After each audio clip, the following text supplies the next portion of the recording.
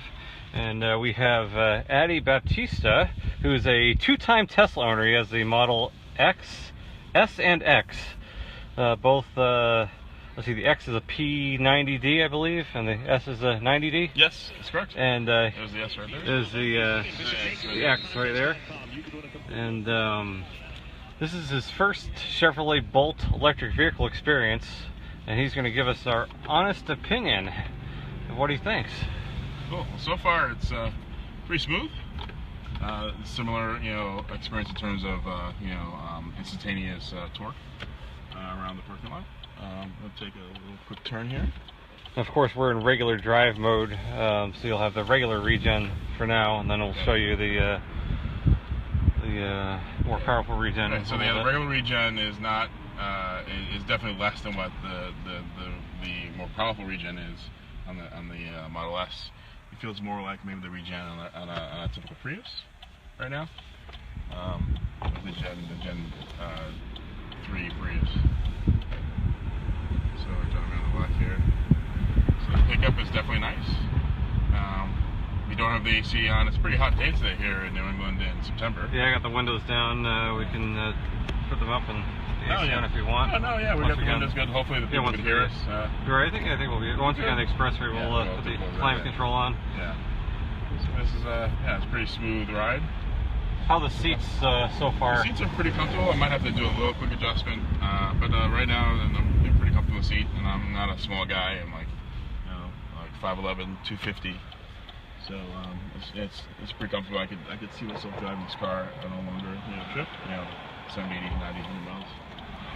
Let's go this way. And there's the Prius Prime. Prius Prime. Yeah, nice. That's a plug-in electric Prius, right? 25 miles all electric on that one, and 55 miles per gallon on a hybrid system. Right. On that one.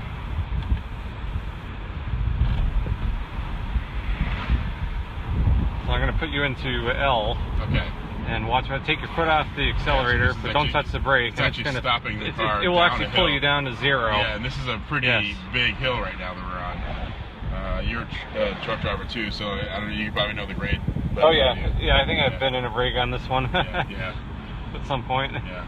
So this is a pretty good big grade here, and it's actually slowing the car down on its own. It's great. The Teslas. Now we'll bring you to a stop right here. This light, all the lights are turning green. Lights are green. We'll try it again at we'll make a turn through Belmont Town Center.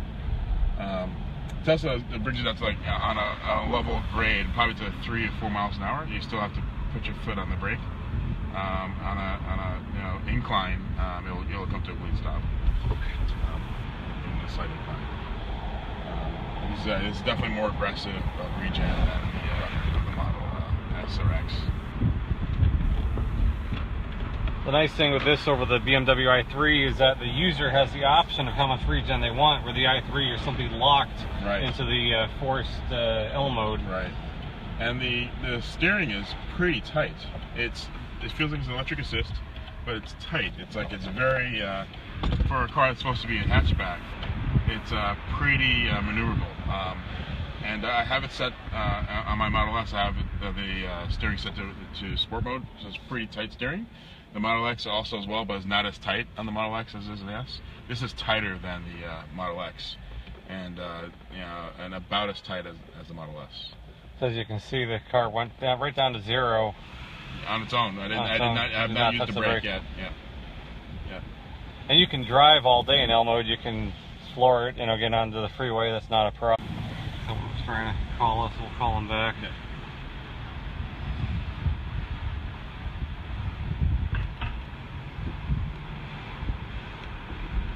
Extremely responsive, just like all EVs. No worries about power. Lots of torque, so you could have this car loaded up with family of 4 and your gear, and you would not have a problem with getting up the big hill. Ford C-Max regular hybrid there. Yeah.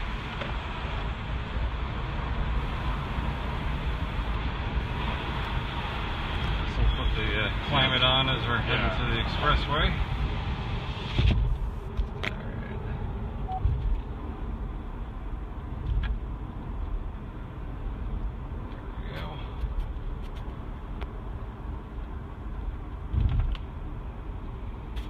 19-inch screen. Obviously, Tesla owners are spoiled with the 19-inch screen, but and there's very few car manufacturers that come close to that at all. But this is a pretty good-sized screen, and I like how it's landscaped. It's a good style. It's similar to, I guess, the Model 3 is a 15-inch screen. This is probably like maybe, what, 9 inches, you think? 10 inches? Yeah, 9 or 10 inches diagonal. Yeah, I'd say that. That's good, yeah.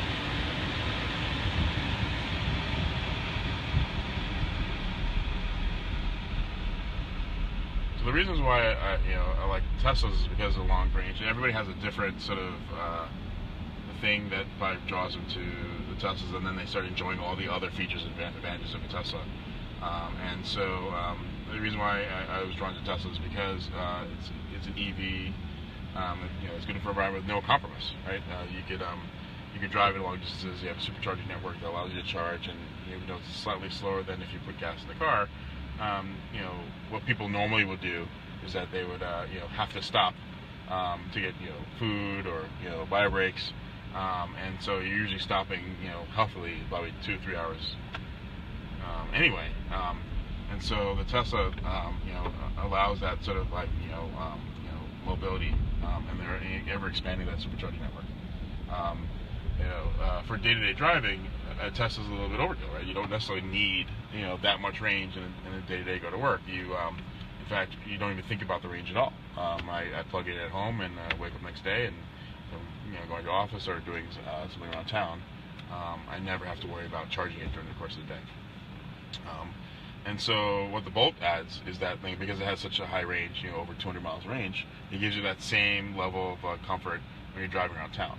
And the next step, I think, with this car is to, and GM and other EV makers, is to make that high-speed network, DC charging, so people could use this car on road trips much more easily. And that's the only, I think, advantage in terms of, obviously styling and luxury and all those things, but really in terms of the practicality of like just saying like, brass tacks, EV, how does it actually operate? I would say that this is a completely viable commuter that we don't have to worry about, the battery in the winter. You don't have to worry about that because you have plenty of range. So if your commute's under 100 miles each way a day, you should be completely fine. And of course, if you charge at work. Yeah, if you charge at work and you're golden, you don't even think about it. Yeah. So this acceleration is fantastic. I'm not flooring it, and it's fantastic. It looks like I'm going uphill there. And I'm going up. There's a pretty steep incline here, so we're gonna test it a little bit. So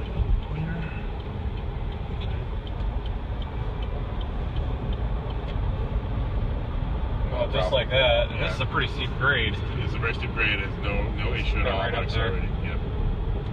No issue. Now, one of the main differences, this is fast charge capable, but it's still not as quick as a Tesla. If you could talk about that a little more. I think it's about 90 miles and a half an hour. Right. Yeah. I don't know the details of the Bolt in terms of how fast, how many kilowatts. I think that it's the CSS, right? So I think it's like CCS, yeah. CCS, yeah. So it's, I apologize. So it's like, I think it's 50 kilowatts, right? Well, the Tesla goes up to 125 right now, and they just installed the new, Boston's one of the test places for the new city chargers, which is a dedicated 72 kilowatt charge. And there's one in the Prudential Center right now. I haven't been down there yet. I'm going to take a look at it. But it's so the idea is that not only the combined charging, fast charging with DC for this car is not as prevalent, it's also not as fast. But that the technology is there, and someone just needs to just make that happen. Whether the automakers get together and do that, that use this technology, or they potentially adopt Tesla's, which Tesla's, I think, willing to adopt their standard. But that would, I think, that will get these EVs over the hump as well. It looks like there's a Model S. The Model X right there. Just came on the highway. I wonder if it's part of our event, or just happened to be driving around. It's got the 22-inch wheels. And one of the key things too with Tesla is that you have 8 or 10 stalls in most cases, or more. For a typical SAE CCS charger, you get 1 stall, maybe 2 if you're lucky. Right. Hopefully that will change over time. How's the stability at 65 to 70 miles an hour compared to? It's very solid. Yeah, very solid. I mean, this car, hatchback's very tall, lots of headroom here, and so you think of it's going to drive more like an Econo box, right? That, you know, but this drives. It's quite sporty.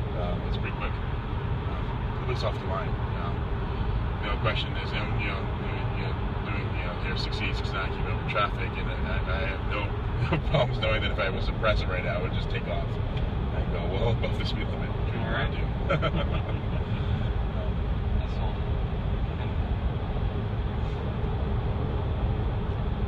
Actually, do you know the 0-60 times in this car? It's 6.5 seconds Okay. for full charge. Okay, so the Mustang behind us is probably like 5.5, right? Depending on which engine. Which engine it is? Even the weakest one, I think, is under 6 seconds. Yeah. Well, this will still give it a run for its money. Yeah. So there's a Bolt just went by there. I guess we can loop back around. Back around on 95 into the overleaf Cloverleaf, there. yep, that works. Yeah, unfortunately, the top speed's only 92 miles an hour in one of these. Right. But in most cases, that shouldn't be a problem. In most cases, I would say that 99% of the time, right. You probably don't need. No. Yeah. But the Model 3, I believe the slowest one will be 130 miles an hour and 6 seconds, or 5.9 seconds. Right.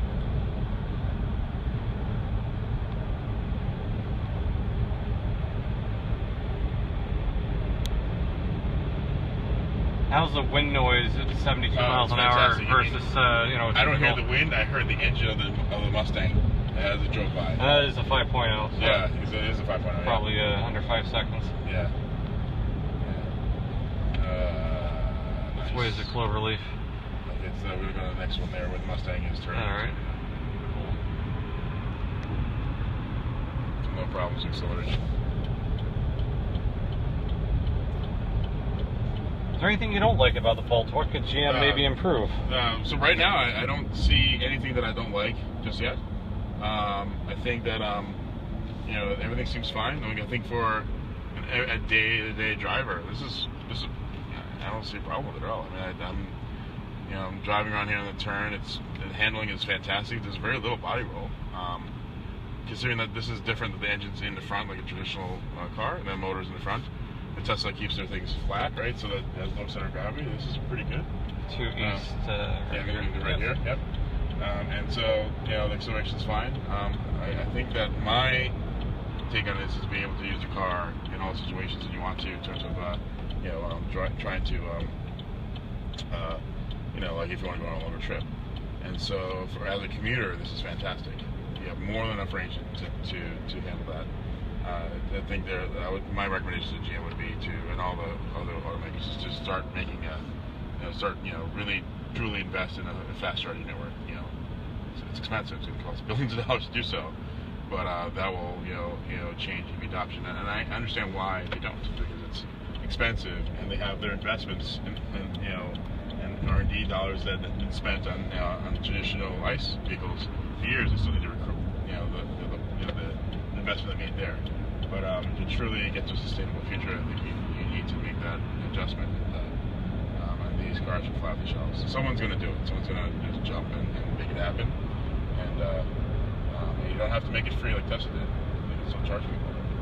Make it a profit center. And I think that's the key to broad adoption of these cars. Other than the car itself, I think it drives well. The windows is fine. This is pretty cool. I think that I noticed on the back that there's only 2 headrests. So the car is relatively narrow, and so I think that you're really, truly only really going to fit 4 people in the car. Although you can seat 5. Can't seat 5 legally, and a lot easier than the Volt plug-in hybrid. Right, exactly. But yeah, it is a true 5-seater. It's legally a 5-seater. If you have 3 car seats, you probably could squeeze that in the back. Tight, but you could. But if you had 3 adults, the person in the middle doesn't have a headrest. Right. Yeah, so that's for a long trip, probably not the best for 5 people. Yeah. But 2 adults and 2 children, no problem. Right. The form factor was brilliant. The hatchbacks, I love hatchbacks. I like the fact you can get bigger items into hatchbacks. And the seats do fold down flat. That's great. So you can, this could replace, even your medium-sized SUV in terms of putting gear in there. The leg room in the back seems okay. You have the seat all the way back. Yes, I do. I believe so. Probably don't need it to be that far back, but it's a 5'11" with really long legs, and there's probably it looks like I'd have plenty of room back there. Back there to sit behind me, so that's good. So that's always good. good thing for families, right?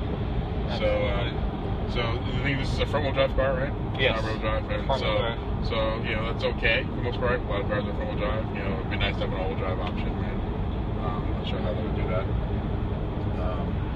But other than that, you know, those are nitpicky items. I think this is a viable car that we can get today.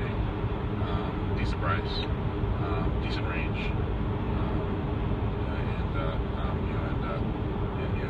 you can have, you know, if you must have, you know, you need a car to get long distance trips. You can still keep your, you know, other vehicle for long trips, but this can be a car that you use day to day to get you some work back. And still have fun while driving. Still a fun car to drive.